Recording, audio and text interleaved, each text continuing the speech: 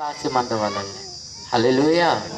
హల్లెలూయా तो దాని సేంకే మనడు అగర్ దేవుని పేరుకి నడుచుంటాడు దేవుడిని మనడు తెలుసుకుంటాడు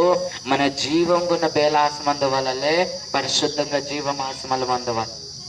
హల్లెలూయా ಬೆಚ್ಚುಮುಲ್ಲು ಬಾತ್ರೂಮ್ ಹೋಮ್ದವರು ಬೆಲ್ಲಾದನಕ ಮುನ್ನೆ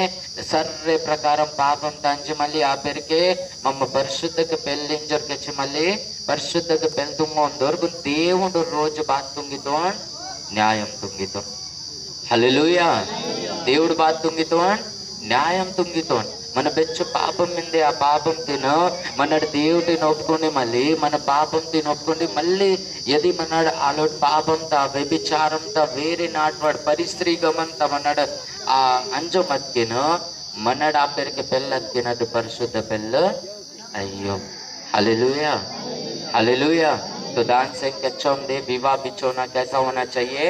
निष्कलंक होना चाहिए यदि आपका पति के साथ आप शादी कर रहे हो कोई लड़के से शादी कर रहे हो तो आपका विवाह बिछोना कैसा होना चाहिए निष्कलंक परिशुद्धंगा नी पक्क मंदवाल हालेलुया आप आला परिशुद्ध पहले दिन దేవుడు बात के चंदोन विवाह सब बातों में आदर की बात माना जाए मतलब सब चीजों में हालेलुया सर्रे वान मनड बेल्त वलले पेल्दिन कटिंग गोपिंज केत वलले